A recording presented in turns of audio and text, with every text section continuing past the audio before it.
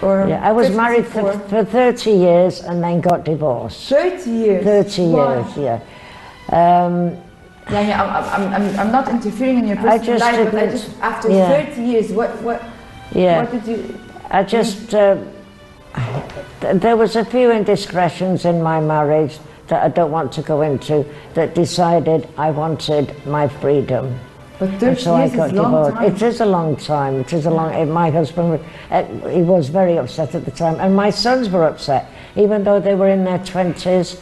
They would still wanted to see mum and dad back together again. But no, I knew it was finished. And you were not scared that you reached an age that would be difficult to find another man and to start a new life at the age of 55 or 56? I wasn't really looking for anyone. As I say, I was on my own for years and years and years.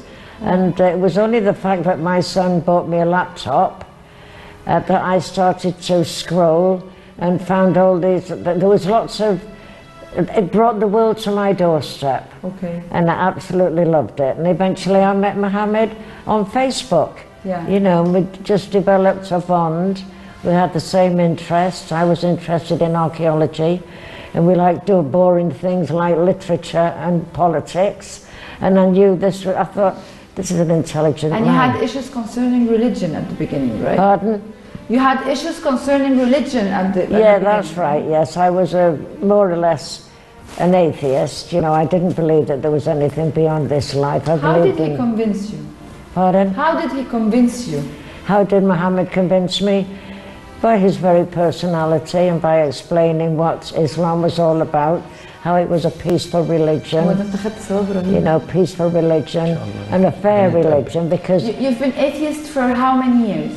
Oh, no, not really all that long, probably about 10 years. Okay, no. You know, because I studied Darwin and evolution and all that lot, you know. I mean, did he have any evidence for you? Did he talk about any evidence around you that God does exist? I never really went into it that deeply. I just, you know, I was on. Or you changed your mind for his sake. I was on a level. I was on a level playing field. I neither disbelieved or believed. Oh, okay. More of an agnostic. You didn't know. I wasn't sure, and then Mohammed convinced me that it was a religion that I used to think that women were subservient to men, and I would never ever be subservient to any man. But Mohammed convinced me that women in the Muslim world, in Islam, they're treated like queens, they're treated very special, you see. And I had spoken to a lot of Muslim ladies who wear the veil and everything, and I used to say to them, do you really like to be dressed like that? Some didn't, but a lot of them do. It's all a matter of choice. If they want to wear it, let them wear it. That's where I'm dead against Mr. Macron of France, the way he's saying they can't do this and they can't do that, you know. Yeah. So, and of course... You're against what he's saying, right? You're talking about Macron and France. Yes. You're I mean, he should keep his mouth shut. He's got nothing to do with him. It's people's choices. That's why there's a lot of what's going on in there, is because he's opening his mouth. When you first talked to Mohammed, yeah, did it cross your mind by any means that he can be your husband one day? No. I thought he was mad. I thought, what does he want with me? I think it's a miracle what you're doing. Because he knew my age straight away. It's 50 years difference. That's right, 46 years difference. It's a lot. That's why the media have all, honed in on it. So it did not, but be frank, please. Be frank with me, please. Right. It didn't cross your mind at all that he might be using you by any means? No, I knew straight through. I'm very savvy. I'll spot a scammer a mile off and a gold digger, and I knew even before I met him, I knew there was that connection. I knew he was genuine. Everyone tried to put me off. My sons, doctor, the bank, social services. Are you a rich woman? No, not by any means. No. The British system is, if he's married to you, does he get the passport or the nationality? Mohammed really doesn't like England. The English system is very different, very difficult. I live on my own in England, with the west of England. Now, my health, as you know, it won't get any better. It's deteriorating. I've got osteoporosis in the spine. I can't hear very well. I'm going blind.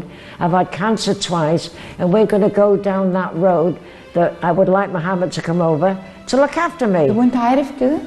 عارف ايه؟ عارف ان هي جالها سرطان مرتين، وعارف ان هي عندها مشاكل في العمود الفقري، وعارف ان هي نظرها بيضعف، وان هي ما بتسمعش. عارف كل ده. وانت مش فارق معاك ان انت تتكلم مستريح يا جماعه. انا يعني بتقولوا انت صغير، انا يعني هعيش ولا مش هعيش؟ يمكن اموت. لا يعني قصدي اقول لك ان انا لما سالتك على بتلعبوا وبتخرجوا بتاع، هي بتقول ان نظرها ضعيف، انها ما بتسمعش كويس، جالها سرطان مرتين، هي فايتر برضه. فعلا. يعني فعلا ده هي الله اكبر عليها. الله اكبر عليها يعني، ربنا يديها الصحه. ايه اكتر حاجه حبيتها فيها؟ يعني عقلها معايا، فاهماني، انت عارفه في لوجيك. في حضرتك كده في كيمياء ما بيننا. فاهماني وفاهمها وبنشد زي كل الناس، احنا مش في الجنة. What were you going to say?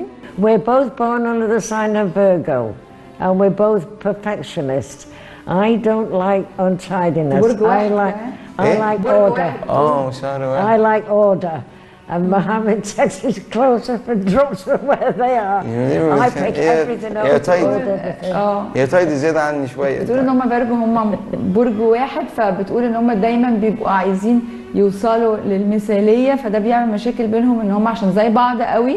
تعرف ان دي حاجه مش معروفه، دايما يقول لك ايه، اتجوز حد زيك. لا هو لو زيك هتقطعوا بعض، لان الطباع عايزين نوصل لو عايزين كل حاجه مظبوطه وكل حاجه منظمه تبقوا ماسكين، لكن لو مختلفين هتكملوا بعض. ما انا بقول لها كده، بقول لها انت مش في الجنه، وانا الكلام ده حتى قلته لها وقلته في التلفزيون الانجليزي.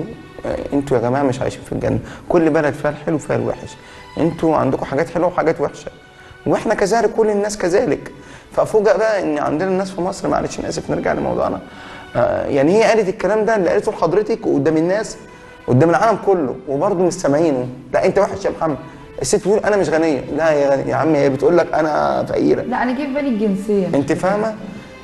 الجنسيه انا عندي جنسيتي المصريه. طبعا في ناس يقول لك ده مؤفر، بس دي الحقيقه. انا عادي يا جدعان، اصل ده ورقه ودي ورقه، يعني انا ممكن اموت الصبح. هي اللي حصل في مصر يبين للعالم كله في الفترة اللي فاتت ان مفيش، يعني انت متخيل انك لو خدت جنسية غير المصرية فدي املة. طب ما امريكا هي اتعكت، مش الجنة يا جدعان. ايوه كورونا نيلت الدنيا. دلوقتي مصر البلد الامان الوحيدة. وانا يعني انا بقول لك، انا اللي مضايقني ان ولاد بلدي اللي بيهاجموني. انا لو اي حد هاجمني بره مش هيفرق معايا، لكن ابن بلدي. محمد لازم تبقى برضه تدي الناس عذرها ان المنظر ده مش طبيعي بالنسبه لكم. ما هو ربنا خلق الاختلاف. لا ده بالنسبه لكل ماشي كل المقاييس وكل اللوجيك اللي انت بتتكلم حضرتك بيه. في كل حاجه في اختلاف، المنطق في كل حاجه في اختلاف يا جدعان. انا شايف راحتي. هو ده اللي انا بقوله النهارده، هو ده اللي بقوله في الحلقه النهارده، ان انت ممكن تشوف انبساطك في حاجه بالظبط الناس مش متعوده عليها. انا ما عملتش حاجه حرام وما عملتش حاجه عيب وما اذيتش حد ولا اتدخلت في حياه حد، بالعكس كل الناس متدخله في حياتي. هو فضل ماسك ايديها دلوقتي، وبعدين لما جه يسيب ايديها قال لها سوري. في ايه؟ بص ضحك. اسمك ايه؟ اسلام ضحك المصور، لان يعني انت جوزك بيمسك ايدك ولما يجي يسيب ايدك هيقول لك سوري. انا يعني تضحك يا محمد. قال لها سوري عشان ساب ايديها. ده انا محجمه يعني مسكتها. لا اصل انا شايفه الابتسامه على وجوه الكرو، لان يعني فضل ماسك ايديها وبعدين قال لها سوري. ده كفايه على فكره، يعني كفايه انها قصدي تعيش الفتره دي. انا شايفه يعني هي بتقول ايه، عشان انتوا هتقروا ترجمه، بس هي بتقول حاجه على فكره ما جاتش على دماغ حد. بتقول يا جماعه انتوا فضلتوا تهاجموه، هو ان هو اللي بيستعملني، مع ان هو الشاب، هو الصغير، هو اللي عنده صحته، هو اللي عنده شفاء. انا اللي شكلي وحش واللي جالي سرطان مرتين وعينيا بتضعف وداني بتضعف وما بسمعش وما بشوفش. انتوا ما هاجمتونيش ان انا اللي بستعمله ليه؟ بص انا اشعرت من كلامها. طب هي شايفه العكس، هي شايفه ان هو اللي كبير وان هي اللي ما تنفعش تاخد الفرصه دي. بالظبط، هي بتقول لي كده فعلا. I mean, I get a lot of backlash. We get a lot of internet trolls saying, "What do you want with that old woman? Why don't you have me?" and all that. And they're only jealous. You're jealous? I mean, look at him. He's gorgeous. You get jealous or No, they get jealous. They get jealous because I've got him and they haven't. See? لا لازم اقول لكم بتقول ايه حتى لو مكتوب تحت. بتقول ان في ناس على الانترنت بتيجي تعليقات ليه بتقول له انت ايه اللي خلاك تتجوز الست العجوزه دي، المفروض ان انت تتجوزني انا. فبقول لها طب بتغيري عليه؟ قالت لي لا هم اللي غيرانين مني ان هو معايا. ايوه هي بتقول لي كده فعلا. You are so wise. Wise? Yes, you're a wise woman. You're Well, I've lived a lot of years. Well, wisdom comes well, with the people years. do live a lot of years, and at the end they might not understand anything. The number of years doesn't mean experience. People, they live long life and they are losers. Yeah. So no, you're a good woman and you're a fighter. You Very feisty, very feisty. I'll fight for my rights. You're a fighter. I won't be trodden on by anyone. You got cancer twice and you I've defeated had it. bowel cancer and lung cancer, and I've survived them both. That And was you survived 20 them? years ago. Yeah, I used to be a smoker. And you quit? That got lung cancer, you know. But luckily, Mohammed's never smoked. And I met him, had the age gap been better, you know, not so big, we would have had, he would have probably told me about the dangers of smoking and things like that. But so... بتقول ان هي جالها كانسر في الرئه مرتين لانها كانت بتشرب سجاير كتير قوي، وبتقول انا محظوظه ان محمد ما بيشربش سجاير، انه قعد يقنعني في الاول ان السجاير دي حاجه وحشه قوي. Doesn't smoke or drink. Or drink. Or drink. Well, no, I'm not a drinker either. That's why I've lived so long. ولا بيشرب ولا healthy بيشرب life. سجاير. A long, healthy life. I hope to live longer. As I say, I haven't got age on my side, and I want Mohammed. I want to be with him for as long as possible. But on the December the 11th, I got to go home to England without him. I got to go back. Why? I mean, my visa runs out.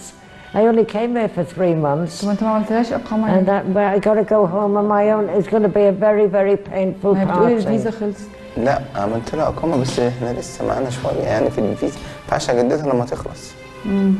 فاهماني؟ لا اقامه في مصر. هعمل لها ما تاخدش اقامه فيزا جواز، ما انا لسه موثق الورق. You don't have residence in Egypt because No. you're married to an Egyptian? I don't think I could live here. The heat would get to me.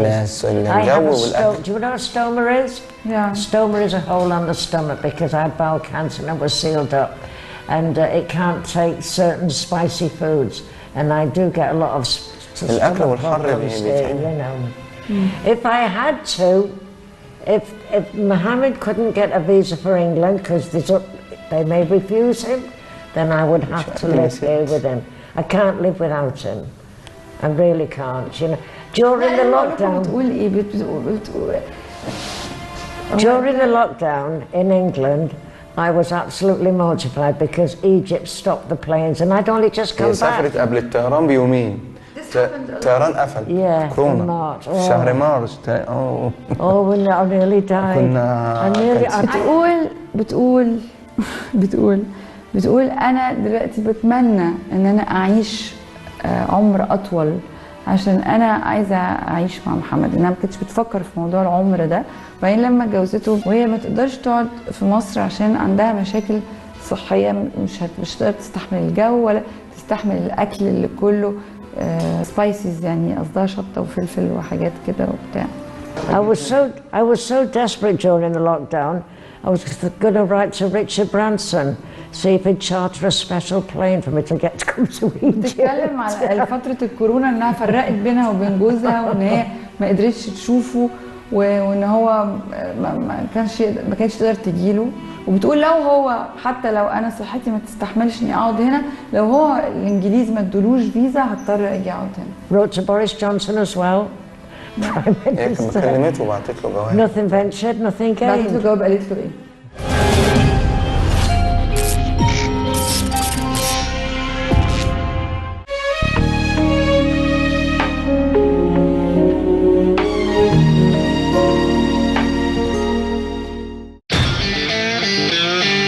اهلا بحضراتكم في الموسم الجديد لاوضه اللبس.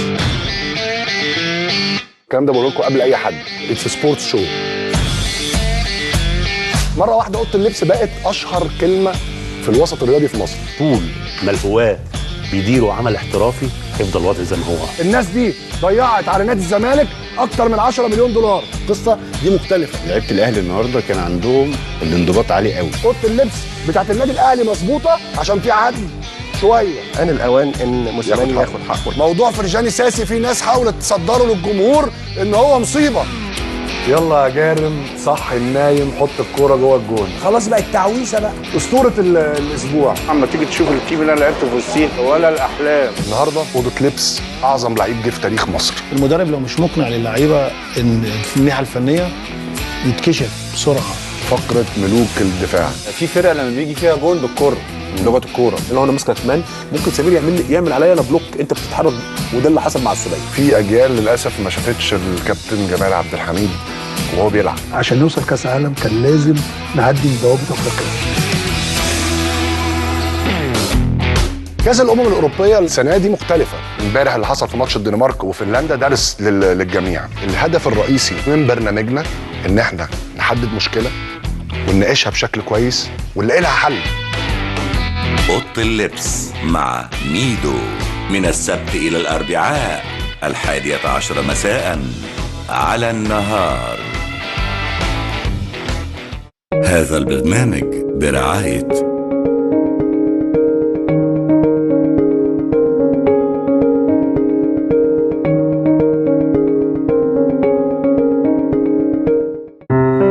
الو، انا ليا سؤال يا دعاء. ابني كان بيصلي استخاره، المشكله بتتصاعد، هم رافضين يدوا الورث لماما. هل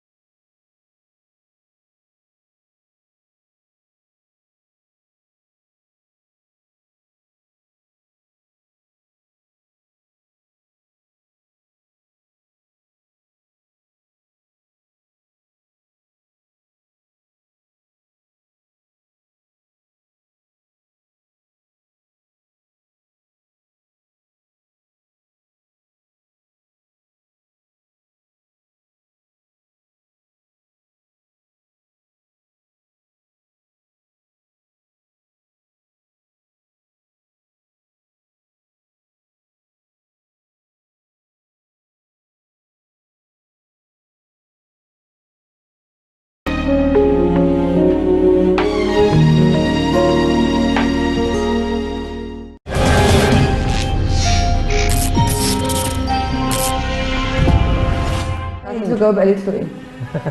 هي البي بي سي نشرته your letter to Boris Johnson. Yeah. Remember? That's right. That's twice. Can you explain? What did you tell him? He said he'd pass it to the correct department. لا, what did you write in the letter? Well, I said, look, no, you're a family man. I said he'd not long got married and he was a new father. I said, surely you can understand family values. I said, I'm separated from a man I love desperately. I said, I need to be with him. Could you possibly bend the rules and get a visa for Mohammed? And did he answer back? I had one letter back to say he understood my position. But If you not send to on the this queen, occasion. she will reply to you. Pardon? If you send to the queen a letter, she will reply to you. It would gone through her probably personal secretary. I don't think she sees every letter herself, nor at her عايزة great تبعت age. ملكة انجلترا عشان فيزا محمد. That is والله my... مش حكايه ده ايه الحب ده؟ بص يا استاذه يعني That is هي my, لما بعتت I love الملكة هترد writing. عليها. هي لما بعتت هم ردوا، بس ردوا بطريقه مباشره ان كانوا عايزين موافقه على الجواز وكانت موافقه، اللي كانوا واقفين انا الموافقه. بقول التفكير يعني. ما انا بقول تخيل هي بتقاتل، وده لازم نحترمه في اي حد بيقاتل على حاجته. فاحنا رحنا ردوا عليها قالوا لها ايه بقى؟ يا باشا هم ردوا بالافعال. رحنا السفاره اتفتحت كده كاننا داخلين موضوع. خدت الفيزا؟ مش حكايه فيزا، انا مش عاوز اقدم عليها. خدتها؟ لا يا استاذ، هي بعت لا مش عشان حاجه. موافقه الجواز انا قلت انجليزي يا استاذ، انا مش عاوز اسافر يا جدعان. الهجوم وكده، انا بتكلم عن الفكره نفسها. حضرتك لا الفكره تمام. فكره رومانسيه جدا يا ابني. ايه مش خلاص احنا سيبنا موضوع الهجوم ده خلاص. تمام. واحده بعتت تقول، قالت له عزيزي جونز، انا الراجل ده انت رجل عيله ولازم تفهمني، انا تعبت كتير في اشرح حياتي. بس للناس مين جونز ده؟ جون بوريس جونز رئيس وزراء بريطانيا. قالت له انت راجل عيله وهتفهم اللي انا حاسه بيه. انا ساعدت طول حياتي، بساعد عيالي وبساعد كل الناس اللي حواليا. لا قالت له انت رجل عيله وتقدر ان في الحياه الزوجيه وكده وبتاع، والفاميلي فاليوز او اللي هي الاسس بتاعه العيله وتجميع شملها وكده. فانا الراجل اللي بحبه بعيد عني، فمن فضلك اعمل استثناء وهات فيزا لمحمد. ادوك بقى الفيزا عشان تشوف. انا ما قدمتش الطلب، انا مش عايز. لكن هم كانوا ممكن يوافقوا قصدي. هم طبعا هم يعني قدروا رومانسيتها. ما حصل هناك حضرتك يا عم ايوه قدروا طبعا. قدروا كلامها طبعا ايوه طبعا. مش حد مواطن ليه طلب. ايوه قدروا مواطن ليه طلب. يعني عشان انت وحشتها وبتحبك فممكن يعملوا لك استثناء يدوك فيزا. يا استاذه ماشي، انا هقول لك ماشي. اهتموا يعني. هم اهتموا من الناس صراحه. ايوه اهتموا طبعا، وشفناه في السفاره. فيري رومانتيك. القنصل نفسه قابلنا. ايوه نزل لنا. نزل القنصل. The council met him. جونيل. Yeah. Because of your great love. He was very, very good. He really was. It's very genuine from you. قال لنا انتوا تمام. He's gone back to Scotland. He's gone back to Scotland. كان عنده اجازه يعني بعد ما قابلنا. فحضرتك هي يعني شفنا منهم من. قول لها سوري سبت ايديها. سوري. الاستجابه كانت سريعه عندهم. بس يعني هي عشان قالت لهم انا محمد يهتم بيا اكتر من ولادي، اكتر من اي حد، انتوا سبتوني وانا وحيده. ولما دخلت المستشفى محمد نام على الارض 3 ايام في الشتاء. هي قدرت كل انا كنت بعمله. كانت بتقول انت بتعمله ليه؟ قلت لها عشان ديني امرني بكده، عشان انت مراتي لازم اهتم بيكي. كانوا حتى في المستشفى يقولوا لي سيبها وامشي. مستشفى خاصه بس ما كانش في مكان مرافق. طب انا عايز اسالك سؤال تاني بقى كراجل. الراجل دايما لما بيحب الست يقول لك ايه؟ اول حاجه مسكت ايديك امسك ايديها، ولا انت كنت بتعملها اول البرنامج وخلاص؟ لا ما هي اللي مسكتها. خلاص هي مسكتها. الواحد لما بيعجب بواحده بيشوف ست، اول حاجه بيشوفها فيها جمالها. ده مش موجود في الاسس بتاعه انها تبقى شابه صغيره شكلها حلو حاجات كده. طبعا شكلها يعني هي لذيذه قوي فبتخليك تحبها، اوكي، لكن المقومات دي كلها مش موجوده. حبيت العقل وحبيت كل حاجه، لكن انت بقالك قد ايه متجوز دلوقتي؟ سنه. خلال السنه دي ما حسيتش انك يعني بتشوف ست حلوه، بتبص على ست حلوه، بتبص على ست صغيره بتلفت نظرك؟ الانستجرام والسوشيال ميديا طول النهار صور يعني. ارد بقى؟ طيب سوري أليس. خليك على السوري دي. ماشي. حضرتك لو مشينا بالمبدا، انا لو مشيت بالمبدا ده، في واحد بيبقى متجوز ملكه جمال العالم وبيبص. صح تمام. فهو موضوع في الانسان. انا راجل وصلت في ذهني حاجه ان كل الدنيا احنا يعني طبعا ناس كتير وبنات عندنا بيتريقوا على شكلها. اللي بتتريق على شكلها دي فين بقى بيتريقوا على شكلها؟ فين؟ على الميديا وكده. اللي بيتريق على شكلها دي هي هتكبر وهي شكلها يبقى زيها. هي انا عندي شكلها احسن منهم 1000 مره. على فكره ما احنا عندنا مثلا رئيس فرنسا ما هو عامل نفس الحكايه. ما بيتكلموش عليه. او فنانه او فنان اتكلموا عليه لما هاجم سيدنا محمد. في فنانين كتير، في ناس كتير كان عندنا فادي وصباح، بس فادي في الاخر في فنانين كتير انا ما اعرفش تفاصيلهم، ومصريين زمان ودلوقتي بيتجوزوا مع في جاب في السن وفي فرق ما حدش بيكلمهم. بس الناس اللي انت بتقول عليهم اللي هم اتجوزوا ستات اكبر منهم اتقابلوا بعد كده بالخيانه، يعني حصل بينهم مشاكل يعني. والله دي ممكن نقطة ممكن تكلميها هي. أنا راجل، أنا عندي في حاجات. I'm just telling him that يعني اسأليها، قولي لها محمد بيبص على حد، محمد وحش. ما مش عايشة معاك، هي مش شايفة حاجة. لا شايفة. فين؟ ما هي في هي انجلترا في السنة جت 4 مرات. ما ايه ال4 مرات؟ هي فترة الكورونا. ايه 4 مرات؟ هي قعدت فيهم قد ايه؟ طب اقولها لك ازاي يعني؟ انا راجل براعي ربنا. You don't get worried when you leave Muhammad here on his own that he can go out with another woman or get to know another woman or to be younger, more beautiful, more... No? It didn't cross your mind? It's not one of your worries? It has worried me, but he assures me that I'm the one for him. And you believe him? I believe him. Yeah, Why? because I love him, and he loves me. I'm his one and only. Yeah. Definitely. Definitely. And I'll be with him forever. It's good. This love happens to very, very few people, I think. But at the same time, I don't quite believe you that sometimes you don't have this kind of fear. Because this fear is, or these worries, has doubts have never crept in. No. Doubts have never crept in, you know. I've sometimes عمري ما شكيت فيه. Women do come on to him. He's said that. Women do come on to him.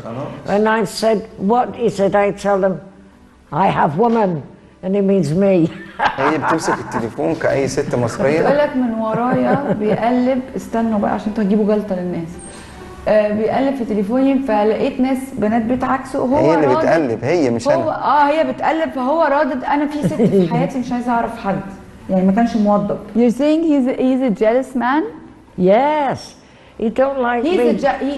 He's very jealous. Yeah, he said, I don't want you talking to any of the men. And he makes me wait behind. So what kind of men you're talking to? I'm not, well, a smile's the same in any language. And because I can't speak Arabic, I'll smile to them. Or friends? No, where we're staying in the flat. There's lots بتغيري of من men مين يا there. محمد انت؟ I just ما like تكلمنيش. هي مثلا لا هي بتقول لك، فبقول لها الرجاله دول فين؟ قالت لي عندنا في الشقه في المكان اللي احنا كنا عايشين فيه. لا هي مثلا ايه يعني، احنا في مكان فيه بلكونه، فهي طبعا ايه بياخدوا حريتهم. انت عارفه مثلا تبقى طالعه مش واخده بالها ولابسه حاجه قصيره حاجه بتاع، اروح ماسكها ولا في طبعا جيران وبلكونه. قال لها لا، تقول لي يعني انا كبيره ومحدش هيبص لي. قال لها انت مراتي فانت شايله اسمي، فلازم اغير عليكي مهما تكوني، لازم اغير عليكي. I said, what do they want with an old biddy like me? قلت لهم يعملوا بيه، هيبصوا لي عليا يقولوا لي That's what happened. قلت لها ده في دمنا، ده دمي انا مراتي فغير عليكي. فلازم We're a modern day Romeo and Juliet, albeit a big age gap. You know? This is more than Romeo and Juliet, by the way. This is something that has never ever happened before. No, I knew. So now we have Iris and Muhammad. Iris and Muhammad. ناس كتير بتبعت What is it? Abelard and Eloise, Romeo and Juliet, Antony, So Cleopatra. if Shakespeare is alive now, he would have had a new novel, right? This should be made into a film. Have you heard of Ken Loach? He's a director in Manchester, the North. And he does hot stories. And I've even got an actress lined up to play me. As soon as I get home to England, I'm getting on to Ken Loach. بتقول ان انا شايفه ان احنا عاملين زي روميو وجولييت. فبقول لها روميو وجولييت ايه؟ انتوا اكتر من روميو وجولييت بكتير. شكسبير لو كان عايش كان كتب نوبل او روايه جديده. قالت لك على فكره انا شايفه فعلا ان احنا حكايتنا تتعمل فيلم، وهي شافت حد في انجلترا يلعب الدور بتاعها، لسه بتدور بقى على الدور بتاع محمد. So you may see Mohammed and Iris on the red carpet. This story has got to be told because it's انت ليه مستهيف اللي هي بتقوله؟ لو انتوا فعلا بتحبوا بعض مش مستهيف. انا عامل شويه يعني الميديا والاعلام مش عاوزين نشتغل بقى يعني افلام ايه نشتغل. Mohammed could play himself because he is quite good at acting. Really? How did you know this? بنقعد نعمل في البيت كده، بنقعد نهزر كده تمثل يعني؟ عملنا كده شارلي شابلن. قالت لي بنقعد يعني نلعب مع بعض. في البيت قاعدين لوحدينا. They would pick a handsome Egyptian actor. I'm sure there's. Well, Omar Sharif's not around. You don't know Egyptian actors, huh? You don't know Egyptian actors. No. No. هي بتقول لك عايزة كده ممثل يبقى شكله حلو. يمثل مصري يمثل الدور. مين؟ أحمد عز؟ والله ده شغلكم انتوا بقى. أنا يعني بشكركم جدا جدا جدا. I'm so happy that you were here today. And بس it's my pleasure. أنا عاوز أقول حاجة عشان أبقى مستريح نفسيا. قول.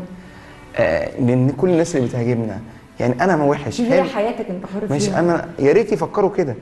أنت لا أنت اللي تفكر كده. لا أنا عارف إن أنا حر. لا مش قصدي. أنت لازم تتعلم إن مهما يقولوا أنت ما تسمعش. اوكي تمام. لأنك عمرك في حياتك ما هتغير طبيعة البشر. تمام. احنا في الأديان، في الروايات، في كل حاجة يقال إن الناس اللي حواليك مش هتبطل كلام. تمام. بس انقد بأدب. انقدني يا أخي بأدب. ولا هتقدر تأدب الناس برضه. لا ده ناس متعلمة. لكن تقدر تطنش. ما أنا بعمل تقدر كده. ما تسمعش. ماشي دي ناس متعلمة. انتوا ما تعرفونيش وغلطتوا فيا وغلطتوا في مراتي. انت بتتريق على شكلي او شكلها. انتوا هتكبروا في السن والمرض مش بيد حد ولا الجمال بيد حد. اهم حاجه الروح والنفس. قولي انت قبل اصلا ما تقابلها ايه اللي اخرك في الجواز كده؟ يعني 37 سنه ده كبير. لا يعني 35 36 4 3 يعني ايه اللي خلاك؟ هجاوب حضرتك بس عاوز اكمل النقطه دي عشان انا جاي عشانها. يا عم انت مهما على فكره عايز بس اعلمك حاجه انا اكبر منك شويه. مهما اتكلم معاهم بالظبط اللي في دماغه اللي دلوقتي اللي بيكرهني هي المصريين. المنظر ده عكس الطبيعي. خلاص محمد شرح وهي شرحت يبقى نفهم بقى وما نقعدش ننقد ايه عمال على بطال. المفروض تترفع وتبقى ما بتفكرش كده. المفروض تبقى بتفكر دي حياتي وانا حره فيها. اللي عاجبه واللي مش عاجبه تمام. يعني بني ادم يمسك التليفون يشتم ناس ويسيب التليفون. انت عادي. ايه ما تسمعش الشتيمه ما تشوفش. ازاي ما انا عندي اهل وعندي اصحاب وعندي عيله. انا راجل يعني مش جاي من كوكب تاني. فنداء ليهم خليكم في حياتكم ركزوا في حياتكم. خليكم على قد المسؤوليه على قد سنكم على قد وظيفتكم. كل واحد يركز في شغله ويركز في حياته. ماليش دعوه بمحمد او بغيره. شغلك وبلدك او عيلتك وبلدك عاوزاك تركز في شغلك. بتمسك ايدك بقى بتسحب ايدك دلوقتي على اخر اللقاء لما انفعلت؟ لا ماشي. He's got lovely hands. Really? وريني كده. بتقول ايديه حلوه. Wonderful all over. يا بنتي اهمدي. It's normal. اهمدي يا بنتي ايدك 10 صوابع. حد يوصلهم لغايه البيت عشان دول هيتنشوا عين دلوقتي مش هيكملوا. So when you got married to him, did you start doing something different in the way you look? No. Your hair, your makeup, anything? Why are you putting that stuff on your face? I like makeup on to sort of take back the years, you know. I do. بقول لها اهتميتي بنفسك اكتر لما اتجوزتي؟ قالت لي بالعكس ده انا بحط ميك اب طول عمري وهو عايزني ما احطش ميك اب. Muhammad said in Islam it's not what's on the outside, it's what's on the inside. See? But I don't care what's on the inside. قال لها بيقول لها عشان في الدين الاسلامي احنا بنبص للي جوه اكتر من اللي بره. اللي بره زايد. But I still like my makeup, you know. بس هي عايزه تحط مكياج برضه عشان بتحس انها بتصغر شويه. انا بشكركم جدا. I have the pleasure that you were here today and we're very very happy that you're here in Egypt. So thank you for having you here in Egypt and thank you for having you on Nahar TV. It's been a pleasure. We're so happy that you're here. Pleasure. Thank you very much and congratulations for your love story. Yeah. And inshallah you get blessed and you have all the time and we'll meet after like 20 years when you're 100. Would it be nice? So we're going to meet again when you're at the age of 97 inshallah. Do what when I don't think I want to meet you. Oh right, okay. When you're at the age of 97 if I'm still alive. Yeah. And inshallah you Well when Muhammad reaches my age I'll be 125. بص حسباها بتقول لما محمد بيبقى بتقول لما محمد يوصل سني انا هبقى 125 سنه. يا استاذ حاسبها ايه؟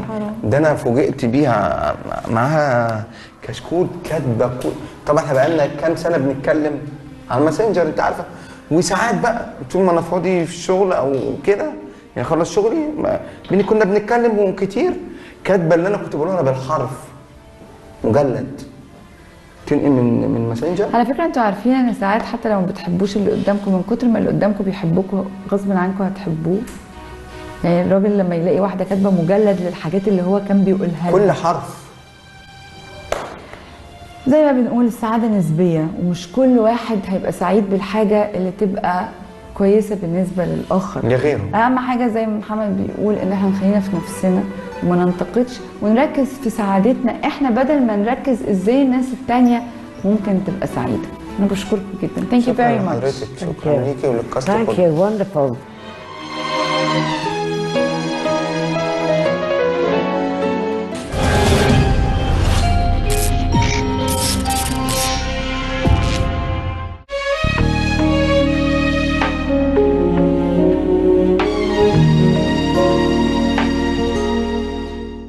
معانا وبس.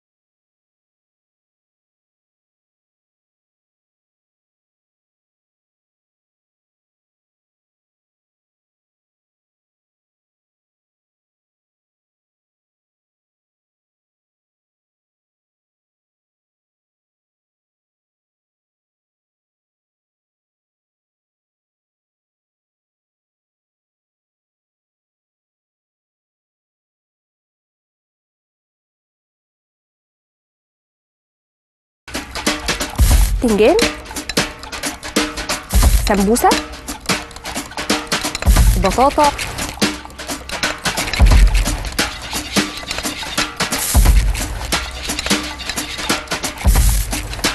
هنعمل 3 حاجات كده في السريع خطيره خطيره. هنعمل بقى دلوقتي الفرنش توست، وصفه حلوه جدا خطيره، طارت بالشوكولاته وشويه فواكه، سمان مشوي، انا بحب السمان قوي، الصبيط المقرمش فظيع.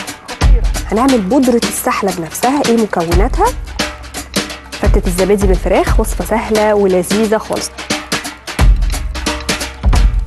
خطير.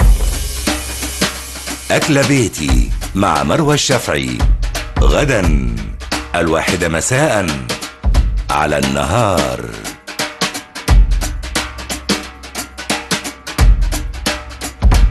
هذا البرنامج برعاية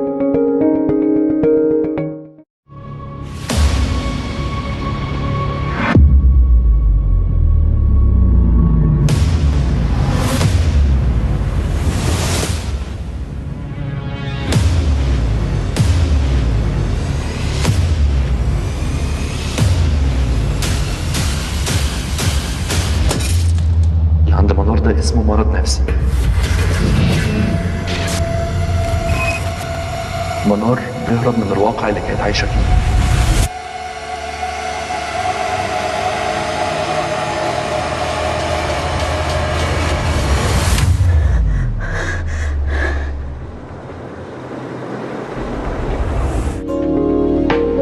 بنت السلطان من السبت إلى الأربعاء 7:00 مساء.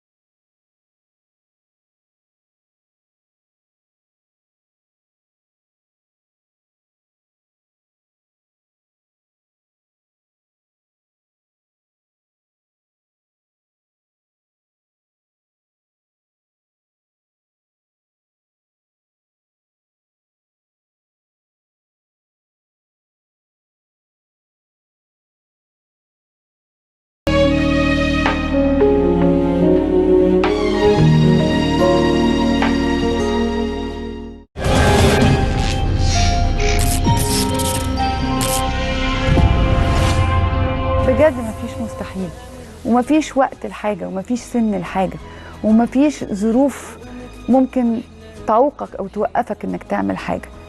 كل ما تقع لازم تقوم، وكل ما يحصل لك مشكلة لازم تبقى قوي، وكل ما تيجي حاجة وحشة لازم أنت تقلبها بإيدك إنها تبقى حلوة. لازم كلنا نعيش الحياة دي ونعرف ان مفيش حد معصوم من ان هو يحصل له حاجة وحشة، ومفيش حد فينا هيعيش حياة وردية، ولكن انت اللي تقدر تبقى مبسوط، لان السعادة قرار. ودايما اقول ان السعادة قرار. قرر دلوقتي بعد ما البرنامج كده يخلص انك تبقى سعيد. كل حاجة تعكر مزاجك تقول لا بكرة احلى. كل واحد يجي يضايقك قول ولا لي اي لازمة، هطنش ولا سمعاه، هتجاهله. اي حاجة هتحصل هتقول هتعدي، بكرة هتعدي ولا هحس بيها. ان شاء الله باذن الله بكرة احسن.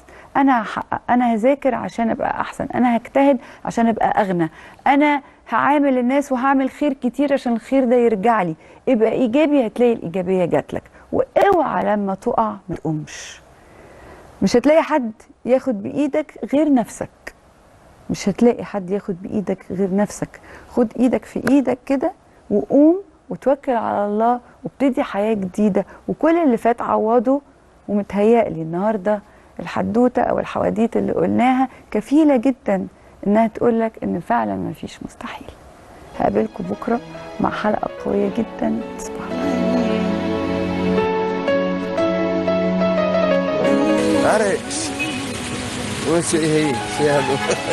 Underwater, music, under the sky, raining water. English weather here. Look here. I love you. I see that in Cairo, in Tahrir Square, Revolution. I love you very much. Our love will win. Okay, bye. Say bye. اوعى تخلي الدنيا تمشيك وتخلي كلامها يمشي عليك، ما تخليش حاجة تتحكم فيك. ربنا خلقك تختار